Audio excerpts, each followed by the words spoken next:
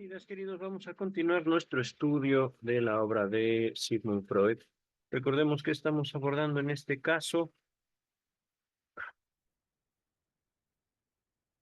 no recuerdo cómo se llama este pequeño texto. Prólogo y notas al libro de la sugestión y sus aplicaciones a la terapéutica de Hippolyte, Hippolyte Bernheim. Ajá. Nos quedamos, no avanzamos mucho porque se hicieron muchas observaciones en cuestión de la comunidad científica, digamos, una cierta identidad histórica, no tanto del psicoanálisis, no tanto de la medicina, sino de la ciencia en general. Ajá. Ahorita las que sigue serán palabras de Sigmund Freud. Les dejo en la descripción de este video el primer abordaje que hicimos a este texto, en el cual solo leímos como 2 o 3 páginas. Ajá. Comenzamos ahorita en la página 65. En este libro se plantea también otra cuestión que actualmente divide a los partidarios del hipnotismo en dos campos opuestos. Los unos, cuyas opiniones son propugnadas aquí por el doctor Bernheim, propugnadas, me supongo que significa contestadas, pero ahorita vemos. Los unos sostienen que todos los fenómenos del hipnotismo reconocen el mismo origen, es decir, que proceden de una sugestión, de una representación consciente infundida en el cerebro de la persona hipnotizada por una influencia exterior y aceptada por aquella como si hubiese surgido espontáneamente. Me recuerda un tanto a la película El origen, donde sale Leonardo DiCaprio, si mal no recuerdo. Mm, Vamos a continuar. De acuerdo con esta concepción, todas las manifestaciones hipnóticas serían, pues, fenómenos psíquicos, electos de la sugestión. No estoy seguro que sea electos. Tal vez sea selectos, tal vez sea efectos. Ajá. Todas las manifestaciones hipnóticas serían fenómenos psíquicos. No se entiende qué quiere decir con psíquicos. Efectos de la sugestión, es decir, para entrar a un estado hipnótico y que justamente la hipnosis como un estado alterado de conciencia de particulares resultados, la persona tiene que ser efectivamente sugestionada, invitada, manipulada. Ajá. Vamos a avanzar. El otro partido, por el contrario, insiste en que por lo menos una parte de las manifestaciones hipnóticas se originan en alteraciones fisiológicas, es decir, en desplazamientos de la excitabilidad en el sistema nervioso, sin participación alguna de aquellos sectores del encéfalo cuya actividad entraña la conciencia. Entraña, aloja, permite la conciencia. Ajá. De modo que prefieren hablar de fenómenos físicos o fisiológicos de la hipnosis. Está aquí el doctor Freud exhibiendo, exponiendo dos posturas de la comunidad científica de su tiempo al respecto de un fenómeno, digamos, extraño, para 1880 y algo. Ajá. A ver, vamos a ver este texto, 1888. Ajá, 1889. Ujú. Entonces, hay quien dice, todo es una cuestión de creencia, todo es una cuestión de sugestión, o bien otros investigadores dicen, no, no, no, es un fenómeno físico, fisiológico, orgánico. Ajá. Alteraciones fisiológicas. Es verdad. Propugnar. Vamos a ver qué quiere decir la palabra propugnar. Permítanme. Lo que voy a contar acá lleva un chingo. Propugnar. Aquí está la definición de propugnar, defender, amparar. Defender. Miren, qué curioso. Ok. Vamos a continuar ahora sí. El tema principal de esta controversia es la gran hipnosis, o sea, el conjunto de fenómenos descrito por Charcot en sujetos histéricos hipnotizados. Véase página 81 y siguientes. Pero antes de continuar, queridas, queridos, oh, grand hipnotism o gran hipnotismo en francés en el original. Es decir, esta frase, estas palabras, no fueron, no se tradujeron por Sigmund Freud al momento de plasmar este texto. Ajá. A diferencia, dice Freud, de las personas normales hipnotizadas, dichos casos histéricos exhibirían 3 niveles de hipnosis, cada uno de los cuales se distingue por determinados signos físicos muy particulares, como la enorme hiperexcitabilidad neuromuscular, las contracturas sonambúlicas, etc. Casos histéricos, ¿vale? Aquí poco a poco Freud nos acerca no tanto a una concepción, una idea, una estructura, digamos, teórica de salud mental propuesta por Freud. No es eso. Ajá. Estamos hablando, repito, de una comunidad científica. No fue Freud, sino todo un conjunto de estudiosos, entre los cuales se hallaba Sigmund Freud, médicos que dicen hay histeria. Ajá. Y la histeria se compone por esto y esto y esto. Ajá. Les dejo en la descripción estudios sobre la histeria, ajá, para mayor detalle.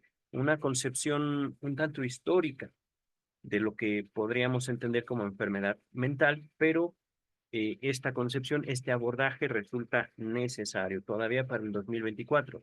No tanto porque vayamos a atender casos de histeria, porque eso es lo importante. Al momento de nosotros como profesionales prescindir, digamos, apartarnos de una visión histórica, en particular de la raza humana, podemos perder también métodos de intervención. Ajá.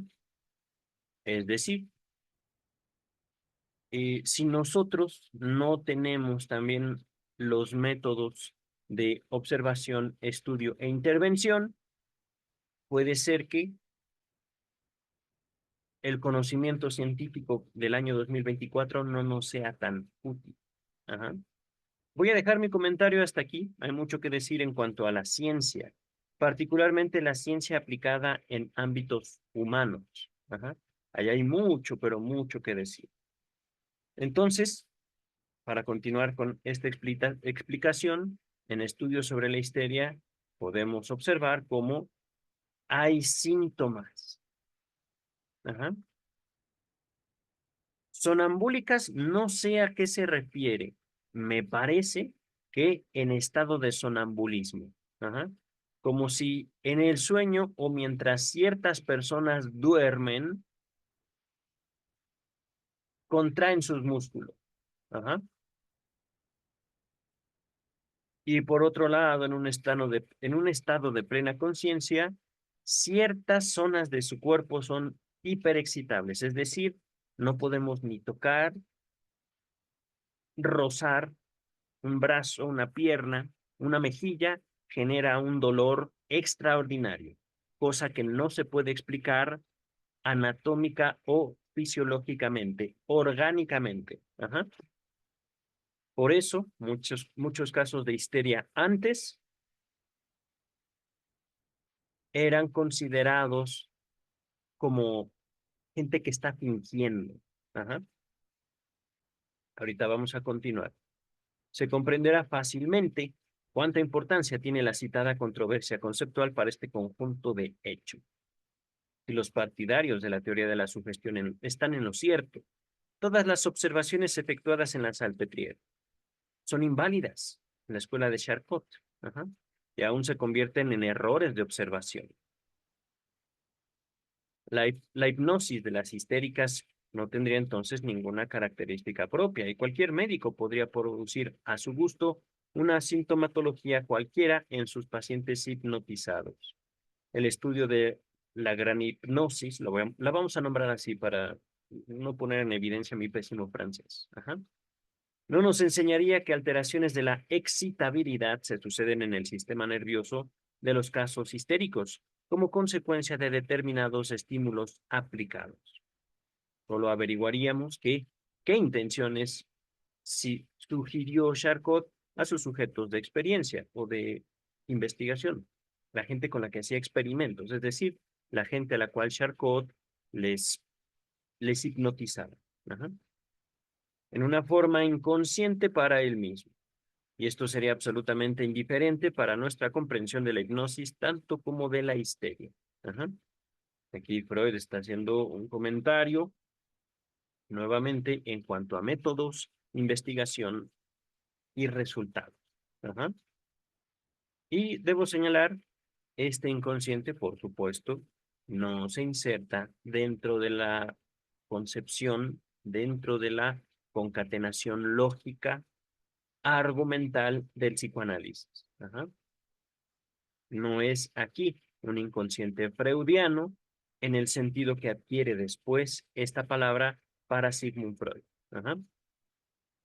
Dice el texto, es fácil advertir a dónde conducen las implicaciones de esta concepción y cuál conveniente explicación nos ofrece para la sintomatología de la histeria en general.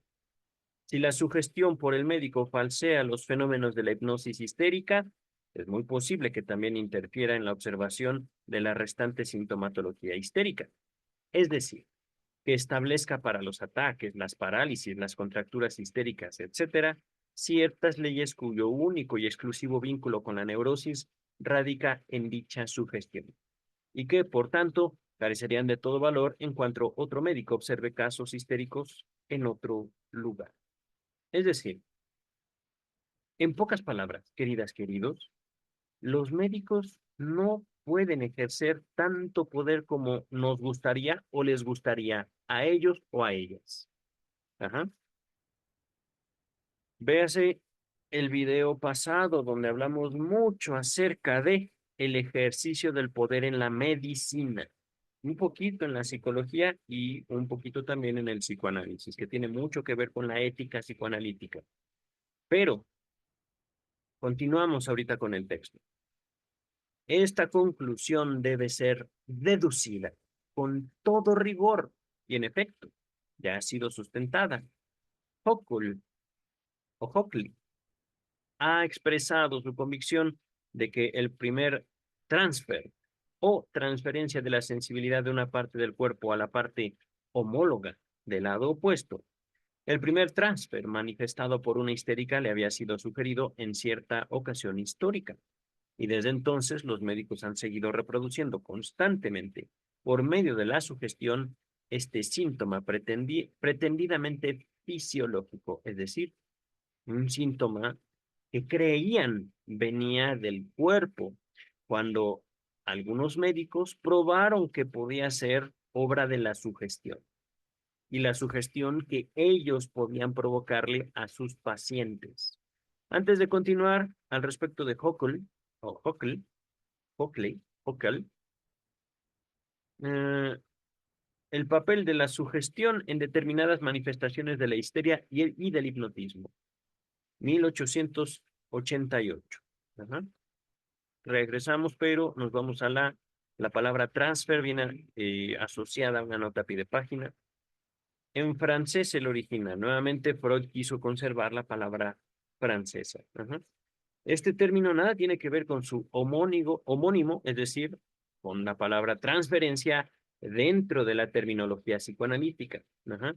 Recuerden, estamos abordando un texto pre-psicoanalítico. El psicoanálisis nace en la interpretación de los sueños publicada en el año 1900. Regresamos ahorita al texto principal. Ajá. Entonces, ya se los había advertido, ni inconsciente, ajá, ni transfer o transferencia tiene el sentido que posteriormente usaría Sigmund Freud para nombrar fenómenos inconscientes, fenómenos mentales, psíquicos. Ajá. Dice el texto.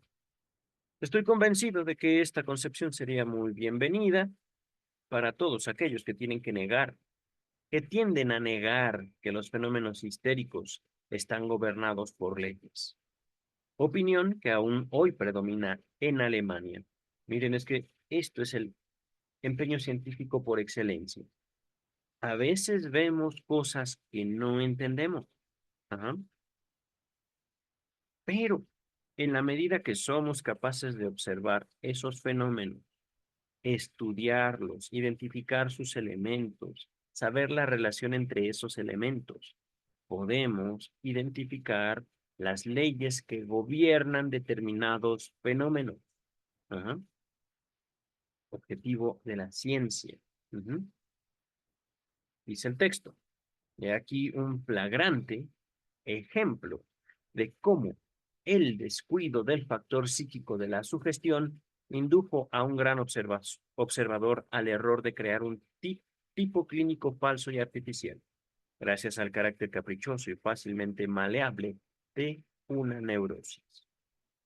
Sin embargo, no es difícil demostrar en detalle la objetividad de la sintomatología histérica. Miren, es que me llama la atención. No conozco el libro de Bergheim, pero conozco bien la obra de Freud.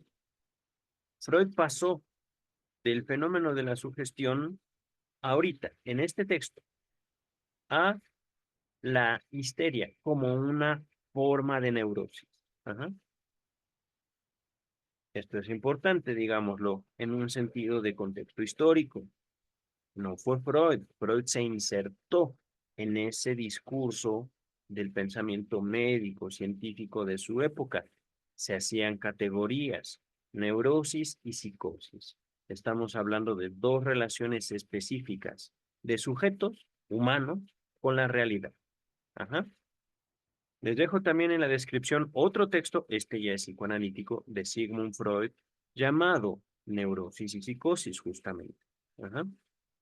Se hablaría, por ejemplo, al año 2024, en caso de que los psiquiatras, los médicos, volvieran a introducir la neurosis, que es posible, simplemente no se hace.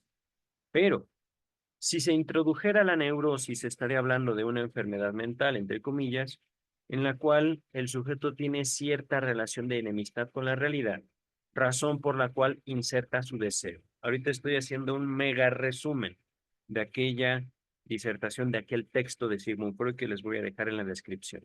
Ajá. Es que yo no quiero ser mexicano, es que yo no quiero ser hombre, es que yo no quiero que sea de día, es que yo no quiero que haya política, yo no quiero que haya X, Y, Z, yo no quiero. Ajá. Pero lo cierto es que así es, por lo cual yo vivo enojado. Hmm. Ajá. Y como enojado, manifiesto, por ejemplo, mi enojo en ataques, pero no ataques contra otras personas, sino, por ejemplo, convulsiones. Pum, pum, pum, pum, pum. Ajá. Parálisis, y por la parálisis ya no puedo trabajar. Contracturas, digamos, voy a buscar eso. Yo lo entiendo, lo de contractura, pero voy a buscar imágenes en Google sobre contracturas.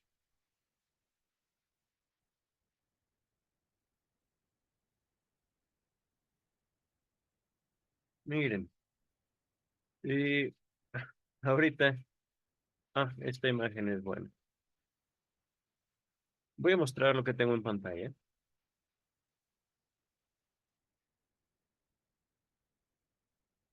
Cuando puse contracturas, dice dolores. Ajá. Me duele la espalda. Y miren algo así. Se entiende cómo los músculos reaccionan ante ciertos estresores. Ajá. Los músculos se contraen, se cierran, digamos, como para responder físicamente a algo. Pero ese algo Puede provenir de afuera o dentro de nosotros mismos. Ajá. Contracturas. Y efectivamente, para el año 2024, esto, por ejemplo, se trata con muchas formas. Ajá. Están viendo en pantalla terapias físicas. Estos parches, recuerdo haber visto a compañeras del seminario de psicoanálisis con parches así en las piernas. Ajá.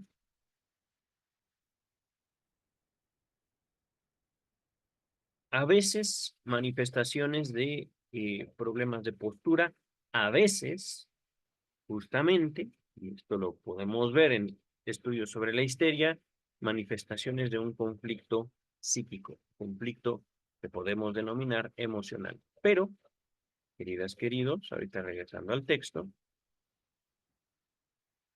contracturas, ajá, dolores. ¿Dónde me he quedado? Aquí está. Leyes, sintomatología. Es verdad, aquí me quedé. Estamos hablando de neurosis, psicosis e histeria. Ajá. Para tiempos de Freud, esto no lo escogió él. Los médicos decían, ah, un paciente neurótico, una paciente neurótica. ¿Qué clase de neurosis? Ah, es histérico o es una histérica. Ajá. O bien es un neurótico obsesivo, una neurótica obsesiva. Ujú. Otra cosa diferente es la psicosis, pero eso lo dejamos para otro momento. Ahorita continuamos con el texto. Las críticas de Bergen bien pueden estar plenamente justificadas frente a las investigaciones como las de Binet y Pere.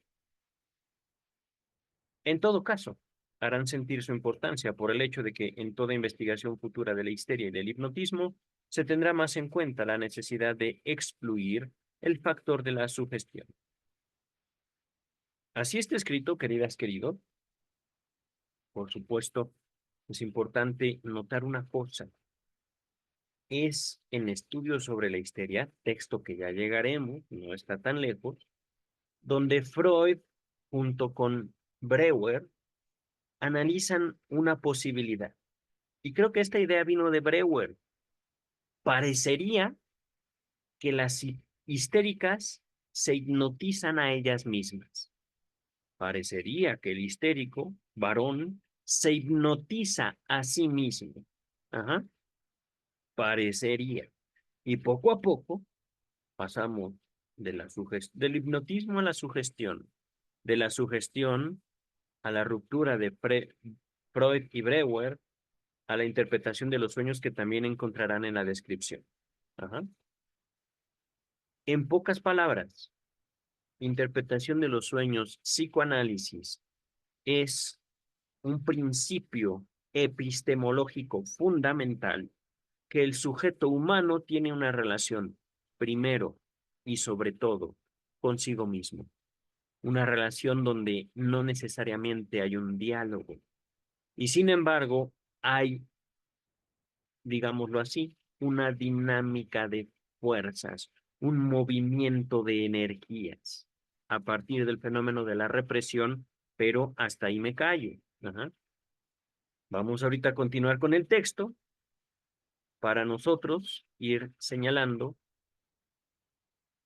justo la identidad eh, científica, la identidad epistemológica que el doctor Freud pretende señalar, metodológica también. Ajá. Los elementos principales de la sintomatología histérica, empero, se hallan a salvo de toda sospecha de haber sido originados, perdón, por la sugestión del médico, la influencia. Ajá. En efecto, informes procedentes de tiempos pasados y de países remotos que Charcot y sus discípulos han recopilado ya no dejan lugar a duda de que las particularidades de los ataques histéricos, de las zonas histerógenas, de las anestesias, las parálisis y las contracturas se han manifestado en todas partes y en todas las épocas tal como se presentaron en la Salpêtrière, cuando Charcot realizó allí sus memorables investigaciones sobre esa magna neurosis, la histeria. Ajá. Precisamente el transfer, la transferencia, digamos, de el dolor, la sensibilidad, la parálisis de una parte del cuerpo a la otra, ajá, que parece prestarse tan fácilmente para demostrar el origen sugestivo de los síntomas histéricos, es sin lugar a dudas un proceso genuino. Es decir, eso ocurre. Hay evidencia empírica. Ajá. Es dable observarlo en casos de histeria que no han sido influidos en modo alguno, pues a menudo se observan pacientes cuya hemianestesia, es decir, yo no siento la mitad derecha o izquierda de mi cuerpo, o mi brazo izquierdo, mi brazo derecho, típica en todo sentido, dice Freud, deja indeme un órgano o una extremidad que en el lado insensible del cuerpo conserva su sensibilidad, mientras que la zona correspondiente del lado indeme se ha tornado anestésica. Aquí puede ser que me haya equivocado al leer, pero quisiera yo traducirlo. Ajá. Supongamos que un nervio recorre desde la punta de mi dedo hasta mi médula espinal. Un nervio que me permite, por ejemplo, tocar la guitarra. Chin, chin, chin. Ajá, ta, ta, ta. Por ejemplo. No solo es una cuestión de movilidad, sino también de sensibilidad. Ujú. Pero, de repente, yo pierdo la movilidad de mi mano izquierda. Uf, ah, ya no la puedo mover. Y me voy a hacer estudios. Los estudios demuestran que no hay ningún daño nervioso en todo mi brazo. Ajá. Y es más, los médicos me hacen pruebas y detectan que tengo sensibilidad en mi brazo, pero no en mis dedos. Ajá. O viceversa. No tengo sensibilidad en mi brazo, pero sí en mis dedos. Ajá. Ese último caso sería todavía más difícil de deducir. ¿Por qué? Lo que está diciendo el texto. Ciertas, ciertos síntomas, ciertas manifestaciones no tienen una lógica anatómica, fisiológica. Ajá.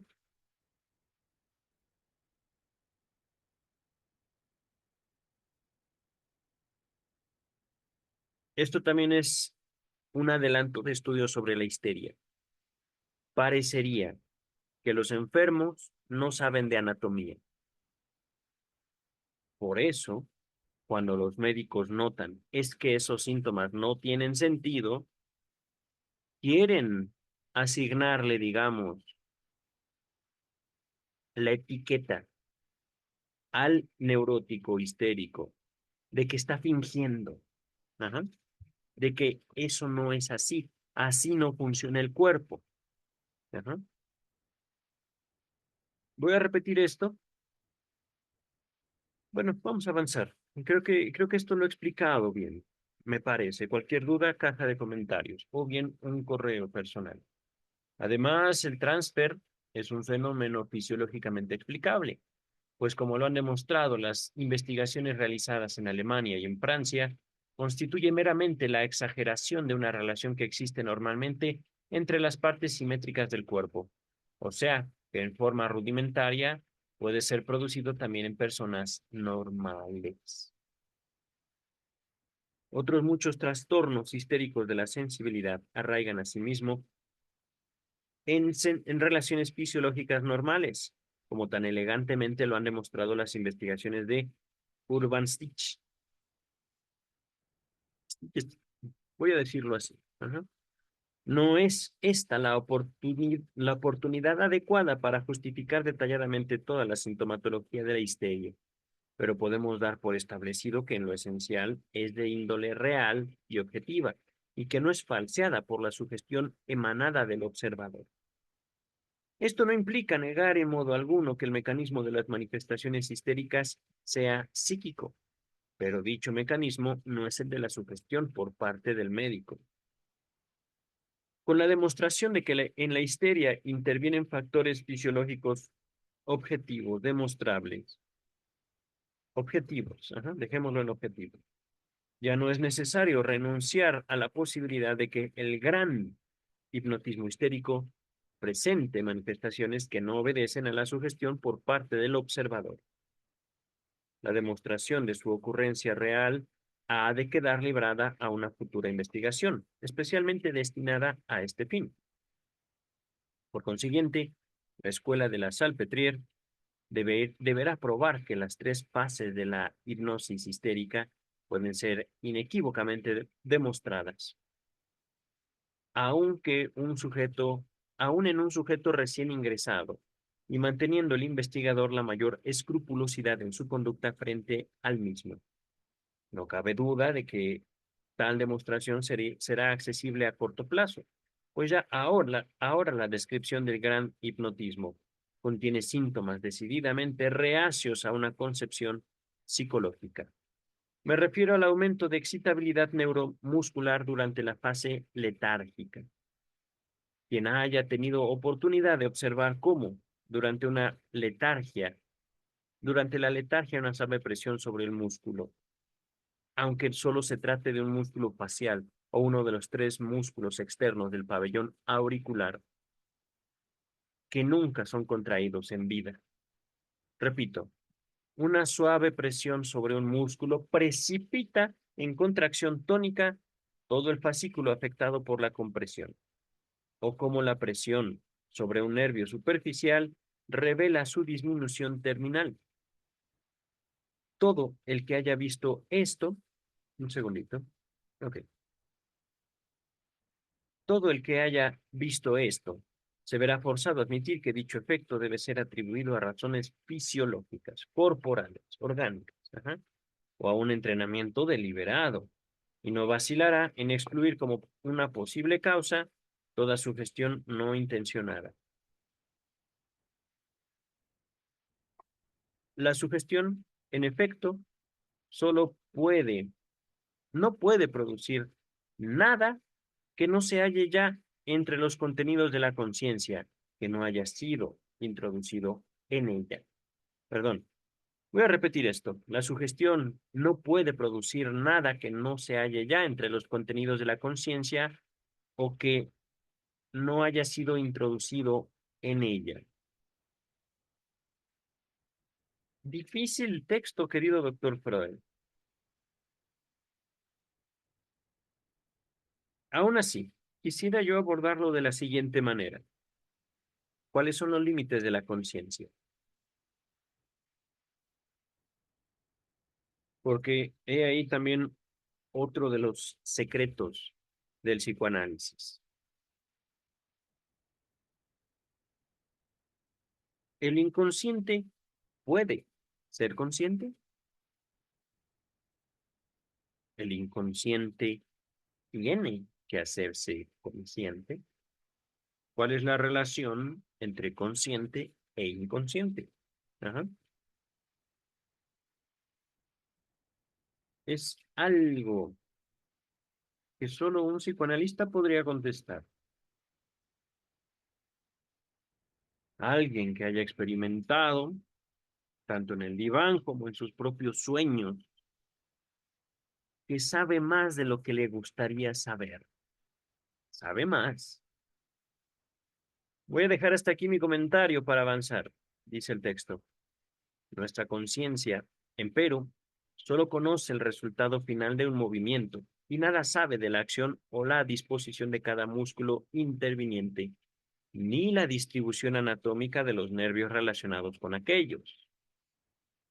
En un trabajo que ha de aparecer en breve, demostraré que la caracterización de las parálisis histéricas depende de este hecho, y ese es el motivo por el cual la histeria no presenta parálisis de músculos aislados, ni parálisis periféricas, ni parálisis faciales centrales. Antes de continuar, tal vez sea estudio sobre la histeria, vamos a ver.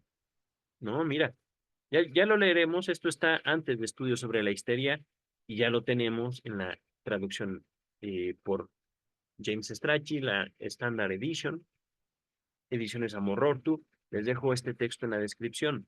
Estudio comparativo de las parálisis motrices, orgánicas e histéricas.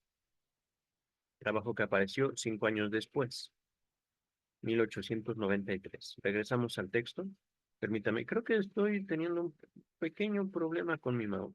16. Sí. Bien. Después de haberle cambiado las pilas al mouse, ya contesta, ya responde. Dice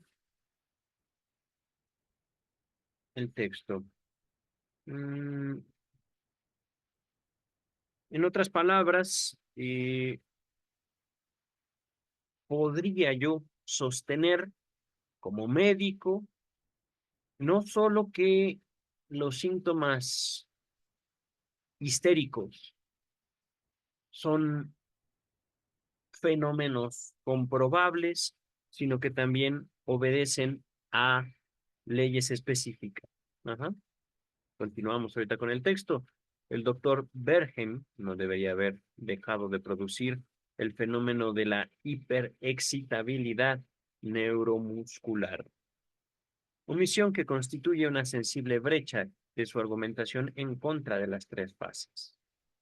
Aquí, nota 17, nuevamente francés en el original, como otros términos conservados en esta traducción. Regresamos al texto. Existen, pues, fenómenos fisiológicos, por lo menos en el gran hipnotismo histérico, pero en el pequeño hipnotismo normal, que, como Berghem insiste con razón, es más importante para nuestra comprensión del problema, todas las manifestaciones obedecerían a la sugestión, se producirían por medios psíquicos. Aún el mismo sueño hipnótico sería una consecuencia de la sugestión. Pareciendo gracias o merced a la sugestionabilidad normal del ser humano. Otra vez repito, aún el mismo sueño hipnótico sería una consecuencia de la sugestión, apareciendo gracias a la sugestibilidad, ay, qué cosa, normal del ser humano. Cuando Berghem suscita la expectación, la expectativa, la necesidad de dormir. En otras ocasiones, sin embargo, el mecanismo del sueño hipnótico parecería ser distinto. Todo el que haya hipnotizado asiduamente se habrá encontrado con sujetos que solo difícilmente pueden ser dormidos por medio de la palabra, mientras que responden con facilidad si se les hace fijar la vista durante cierto tiempo. Más aún, quien no ha tenido la experiencia del paciente que cae en sueño hipnótico sin que se lo quiera hipnotizar y sin que poseyera, evidentemente, la menor concepción previa de la hipnosis? Así, una enferma toma asiento para someterse a un examen oftalmológico o de una laringoscopía, y no teniendo el médico ni la paciente la menor expectación del sueño hipnótico. No obstante, apenas cae sobre sus ojos el reflejo de la lámpara, aquella se duerme y quizá por primera vez en su vida se encuentra hipnotizada. Una hipnosis espontánea. Jamás he escuchado algo así. Qué curioso. Es evidente que en tal caso debe excluir la intervención de todo nexo psíquico consciente. Nuestro sueño natural, que Berghem ha comparado tan acertadamente con la hipnosis, muestra análogas reacciones. Por lo general, nos provocamos el sueño por medio de la sugestión, mediante una preparación y expectación psíquica del mismo, pero en ocasiones nos domina sin el menor esfuerzo de nuestra parte, como consecuencia del estado fisiológico de la fatiga. Cuando se mece a un niño para dormirlo o se hipnotiza a un animal manteniéndolo inmovilizado. Tampoco sería lícito invocar una causación mental. Así llegamos al punto de vista que Preyer y Binswanger han adoptado en la Real Enciclopedia de Eulenburg. Hay en el hipnotismo fenómenos psíquicos tanto fisiológicos, y la hipnosis misma puede ser provocada de una o de otra manera. Hasta En la propia descripción que Berghem ha dado de sus hipnosis es inconfundible la intervención de un factor objetivo, independiente de la sugestión. Si no fuera así, la hipnosis sería distinta, de acuerdo con la individualidad de cada experimentador, como lógicamente lo ha señalado Jendrasik. Sería imposible comprender por qué el aumento de la sugestionabilidad,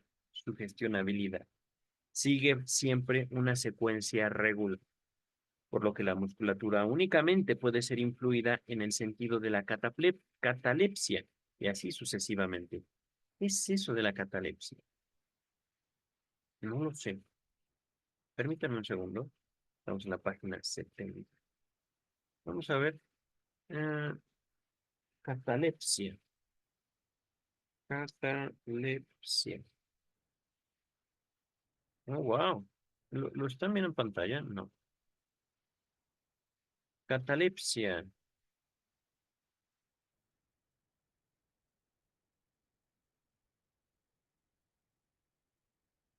A ver, Wikipedia.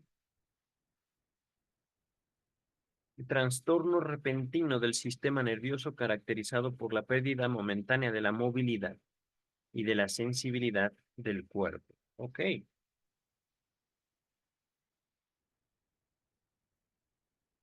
También en pantalla algunas: cuerpo rígido, miembros rígidos, imposibilidad de moverlos a voluntad, no hay respuesta, pérdida de control muscular.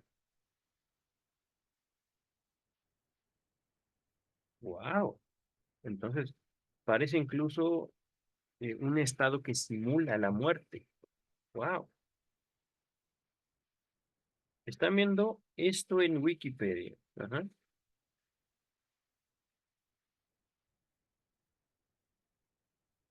Y miren, hablando de la esquizofrenia como una forma de psicosis. Ajá. Ojo, esto debe ser muy doloroso. Síndrome de abstinencia en pacientes que estén en tratamiento para dejar la cocaína. Ouch. Ajá. Regresamos ahorita al texto de Sigmund Freud.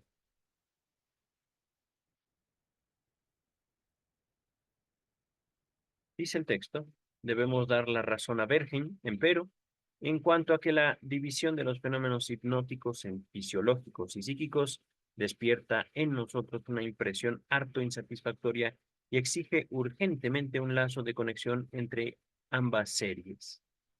La hipnosis, sea producida de una u otra manera, es siempre una y la misma, y presenta idénticas manifestaciones. La sintomatología de la histeria insinúa en múltiples sentidos un mecanismo psicológico, aunque no es preciso que este sea el de la sugestión. Antes de continuar, nota 19 nos dice: es indudable que las relaciones entre la histeria y el hipnotismo son muy íntimas, pero no tanto como para justificar la concepción del ataque histérico común como un estado hipnótico de varias fases, como Meiner lo ha propugnado en la Imperial Sociedad Médica de Viena. Eh, por otra parte, en dicha comunicación parece haber confundido nuestros conocimientos sobre estas dos condiciones, pues habla de las 4 fases de la hipnosis concebidas por Charcot, mientras que este autor solo distinguió 3, y la cuarta, la denominada fase somniante, no es mencionada por nadie, salvo por el propio Meiner. Es cierto, en cambio, que Charcot atribuye 4 fases al ataque histérico, no a la hipnosis. Ajá. Hipnosis, ataque histérico. Ajá. Vamos a continuar. Regresamos al texto. Aquí nos quedamos. Finalmente, el problema de la sugestión es mucho menos dificultoso que el de las correlaciones fisiológicas, ya que su modo de acción es indudable y relativamente claro. Mientras que nada sabemos acerca de las influencias mutuas de la excitabilidad nerviosa a las cuales deben reducirse los fenómenos fisiológicos. En las siguientes consideraciones espero poder exponer someramente el tan buscado nexo entre los fenómenos psíquicos y los fisiológicos del hipnotismo. En mi opinión, el empleo inconstante y ambiguo del término sugestión confiere a dicha antítesis una agudeza que no posee en realidad. Le soy sincero, no entendí nada de esto último. Esta palabra, dice Freud, se usa para todo y no quiere decir nada. Ajá. Dentro de la comunidad científica. Esta palabra no la entiendo. Dicha antítesis. ¿Cuál antítesis? A ver, un segundo. Voy a recurrir acá. Antítesis. Aquí está la definición de antítesis, persona o cosa enteramente opuesta en sus condiciones a otra. ¿Cuál antítesis entonces? Debe ser la relación entre histeria e hipnosis o sugestión e hipnosis. Ajá.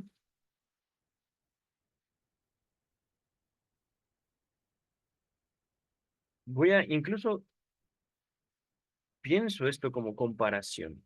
Ajá. Una relación entre opuestos. Esto es también otra forma de la antítesis. La hipnosis como un fenómeno psíquico u orgánico. ¿Es una cuestión de gente crédula o es una cuestión de cuerpos, posibilidades corporales? Ajá. Vamos a ver.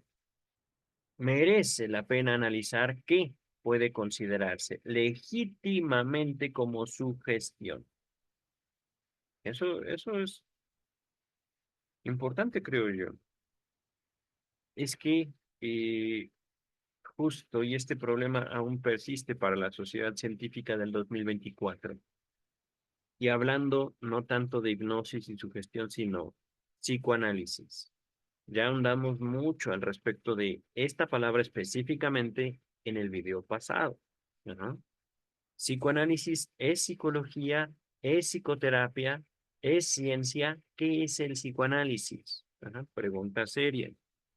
Y por supuesto, una pregunta con no solo una respuesta.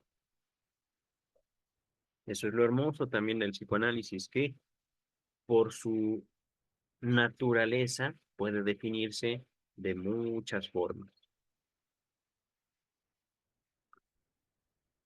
Ahora traigo un tecito. Dice el texto. Es evidente que dicho término entraña alguna especie de influjo psíquico, hablando de la sugestión, ¿vale? Alguna forma de influencia, digamos, a la mente de alguien. Ajá. Ahorita estoy siendo un tanto informal en mi uso de palabras, de lenguaje. Freud está siendo mucho más eh, determinado, elegante también, influjo psíquico. Ajá. Yo lo hago con fines ilustrativos. Ajá. Y me inclino a opinar que la sugestión se distingue, se separa, se puede definir de las demás formas de influencia psíquica como el orden, es decir, yo te ordeno, ajá, la comunicación o la instrucción, la educación, entre otras, porque en su caso se despierta en un cerebro ajeno una representación que no es examinada en cuanto a su origen, sino que es aceptada como si hubiese surgido espontáneamente en dicho cerebro. Aquí, Freud está haciendo uso de la palabra cerebro, no para distinguir, digamos, en un futuro lo que él llamaría un yo, sino como individuo humano, me parece ser.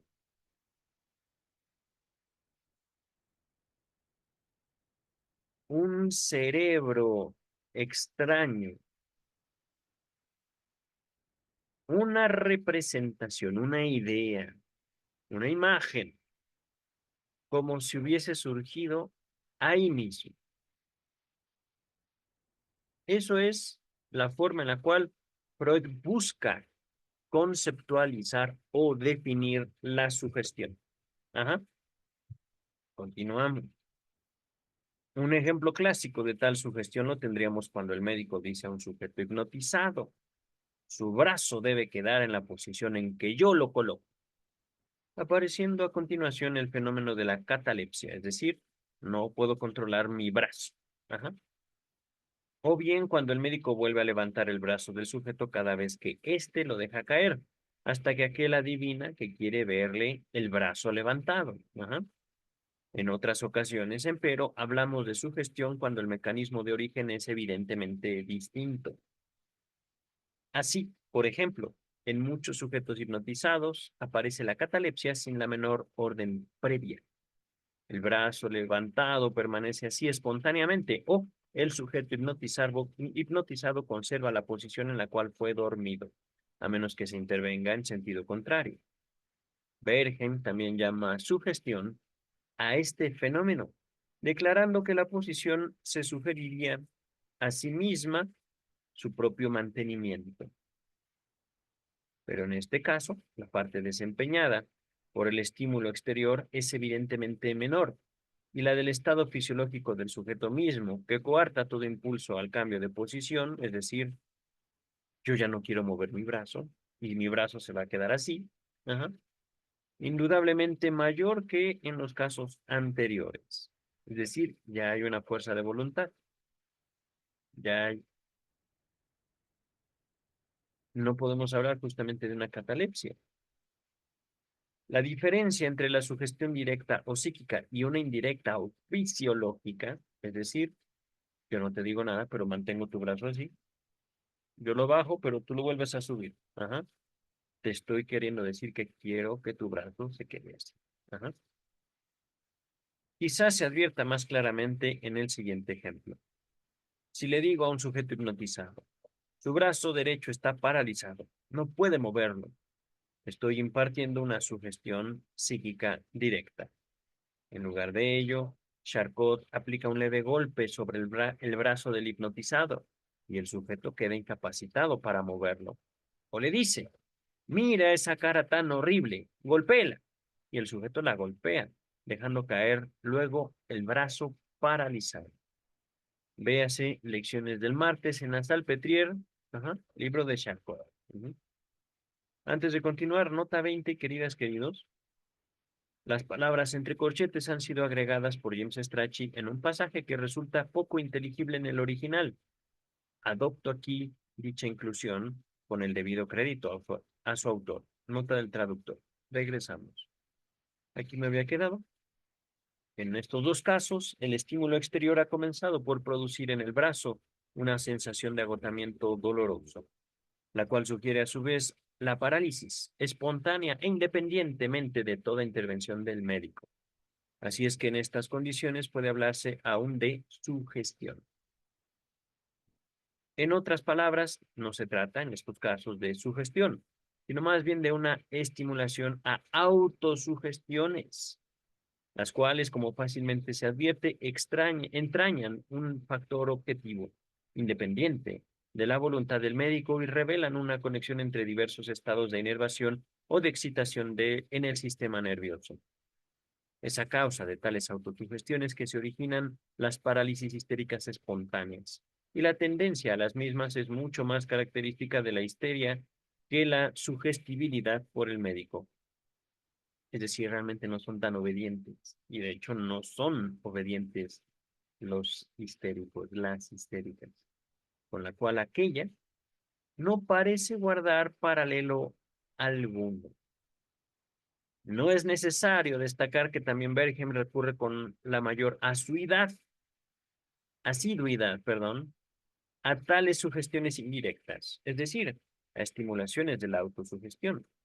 Un método para inducir el sueño, tal como lo describe en las primeras páginas de este libro, es esencialmente un método mixto, es decir, la sugestión abre de golpe las puertas para que la autosugestión se abre las puertas que para la autosugestión se abrirían lentamente por sí misma.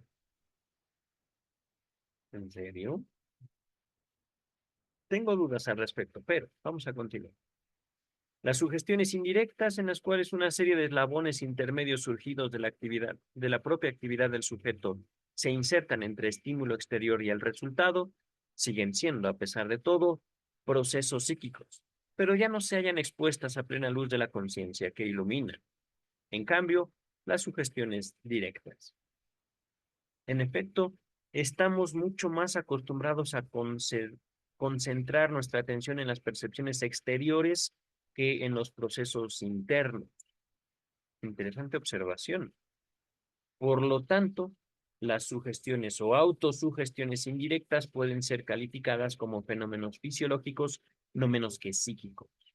Y el término sugestión adquiere el mismo significado que la provocación recíproca de estados psíquicos, de acuerdo con las leyes de la asociación. La oclusión de los ojos lleva al sueño porque está vinculada a la representación del sueño, como una de sus más constantes manifestaciones acompañantes. Oclusión entiendo que es cerrar los ojos. Ajá. Si yo cierro los ojos es porque quiero dormir. Eso es lo que entiendo. Ajá. Una de las partes de los fenómenos del sueño sugiere los demás fenómenos que integran la manifestación total del sueño. Este proceso de vinculación radica en la disposición misma del sistema nervioso y no en el arbitrio o el poder del médico.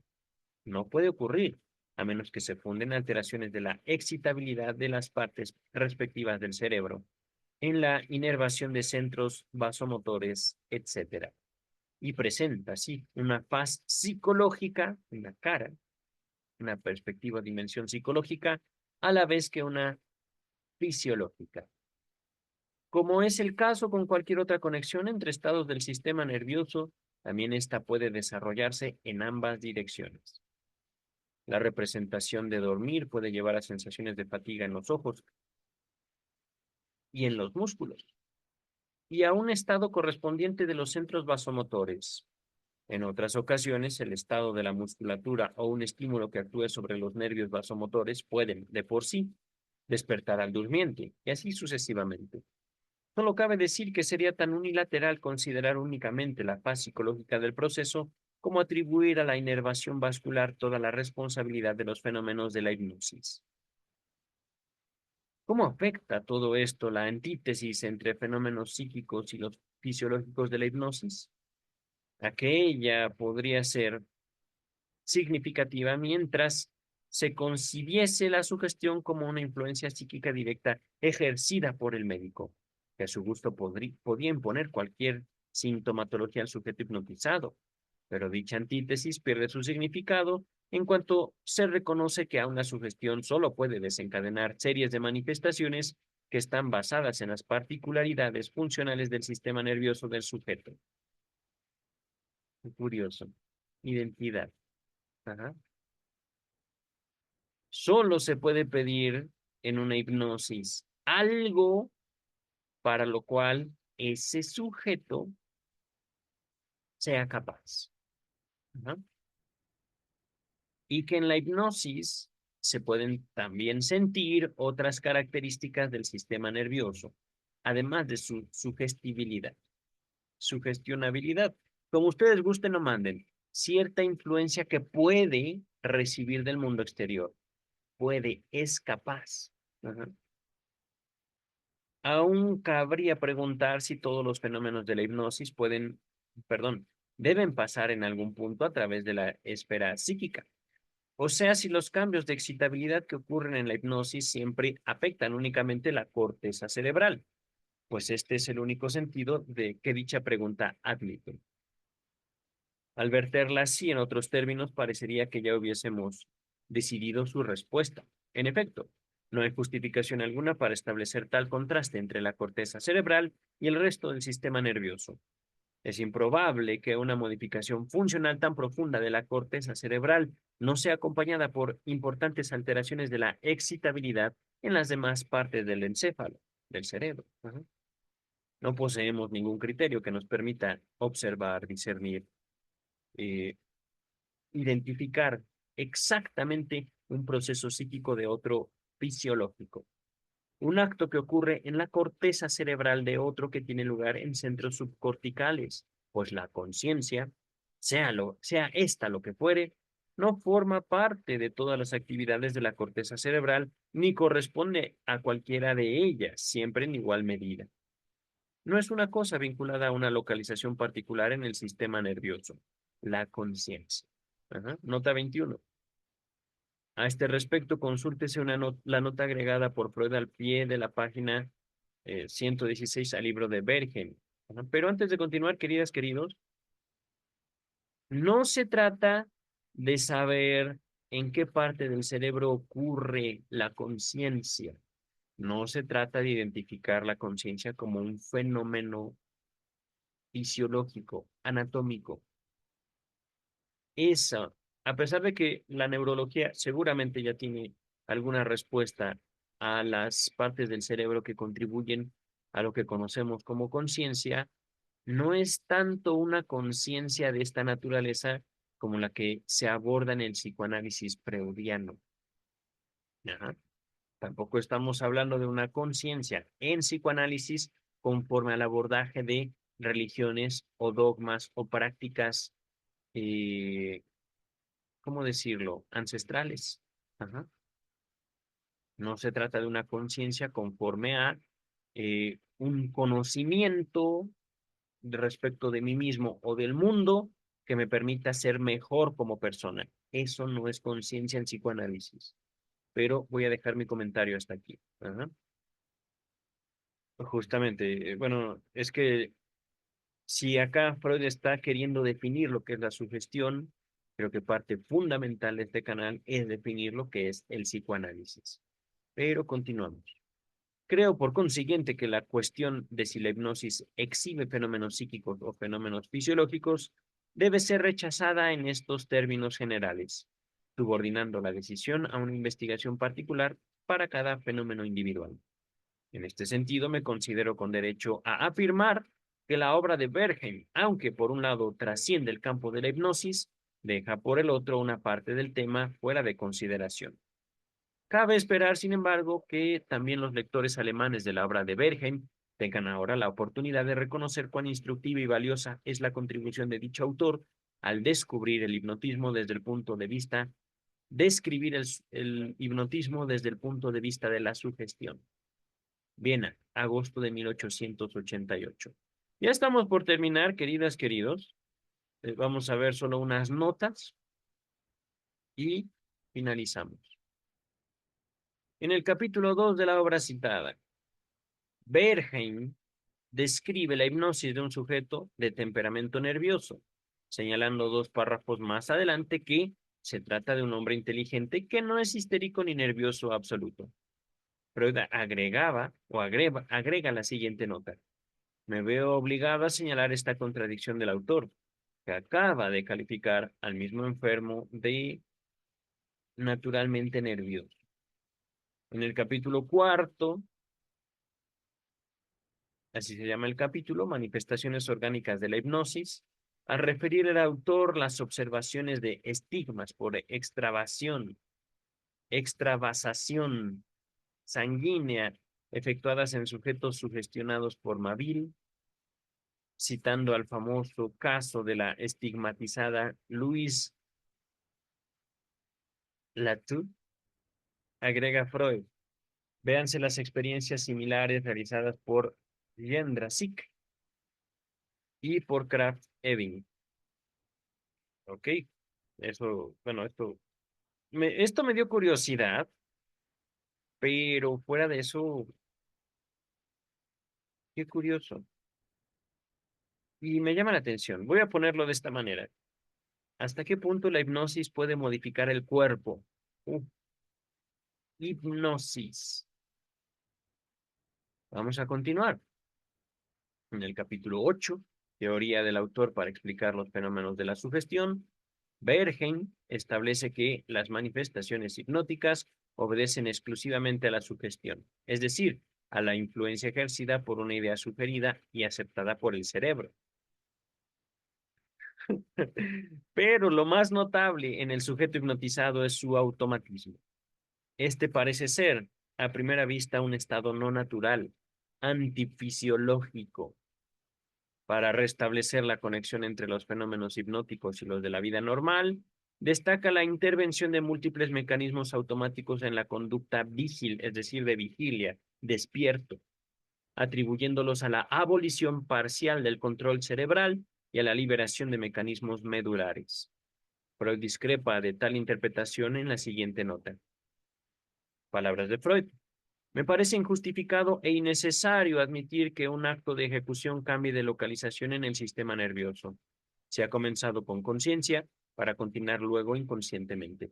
Es mucho más probable que la zona respectiva del cerebro pueda operar con una magnitud variable de atención o de conciencia. Antes de continuar, ya en esto está implícito, queridas y queridos, una oposición consciente e inconsciente. Y al mismo tiempo, conforme lo estoy subrayando, una continuidad.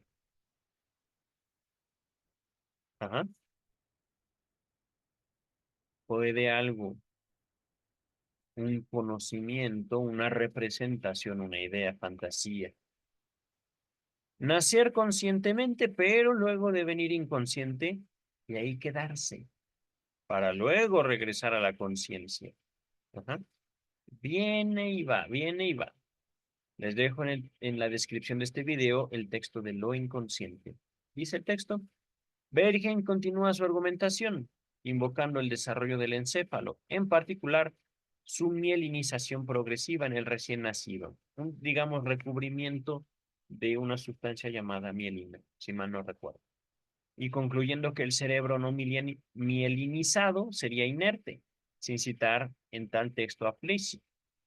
Freud agrega, palabras de Freud, este pasaje contiene algunas afirmaciones que ya no concuerdan con nuestros actuales conocimientos, sin que tal rectificación afecte la demostración perseguida por el autor.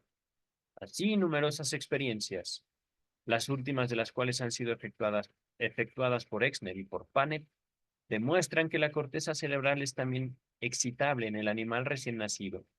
Además, quien se inclinara a suponer que la corteza del recién nacido contiene apeine, aquí francés no traducido. Gracias por presumirnos tu cultura, querido doctor Freud. Estoy abriendo ¿cómo se llama? El traductor. Traductor.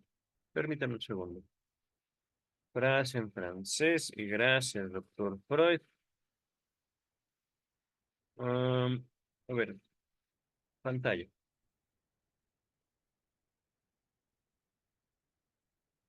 Un segundito, estoy revisando.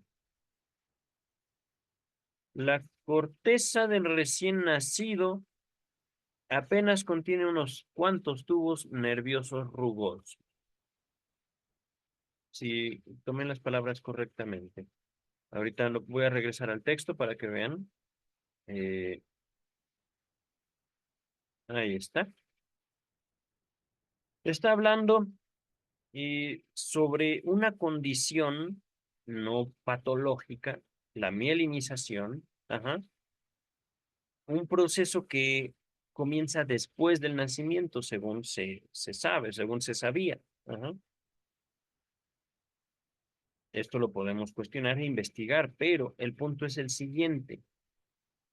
Menospreciarían en grado sumo la estructura real de dicho órgano. Ajá. Finalmente, es mucho más justo atribuir a Flissig y a Parot el mérito de haber señalado la inmadurez del cerebro infantil y su paulatino desarrollo. Ajá.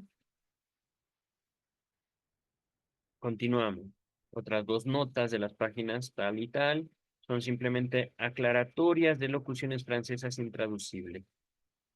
En la página 198, Berghem cita bibliografía alemana y Freud señala que no la ha verificado. En la página 244 agrega al título Afecciones histéricas. La observación de que el traductor no ha querido modificar la clasificación a que el autor somete sus casos, aunque la considera decididamente objetable, cuestionable. Ajá. Finalmente, al título de la página 295, neuropatías diversas, agrega Freud, principalmente neurasténica. Epílogo. La publicación de esta segunda parte se ha retrasado algunos meses con respecto a la fecha anunciada, debido a circunstancias personales del traductor. Con toda probabilidad, ni aun así habría llegado a concluir mi labor si el doctor Otto von Springer no hubiese tenido la inapreciable gentileza de encargarse de la traducción de todas las historias clínicas que integran esta segunda parte, por lo cual le expreso mi más caluroso agradecimiento. Viena, enero de 1889. Queridas, queridos, estamos viendo en pantalla el título del siguiente texto a estudiar, pero este estudio tendrá lugar para el próximo lunes. Nos vemos el miércoles con Melanie Klein. Queridas, queridos, por hoy terminamos. Bye.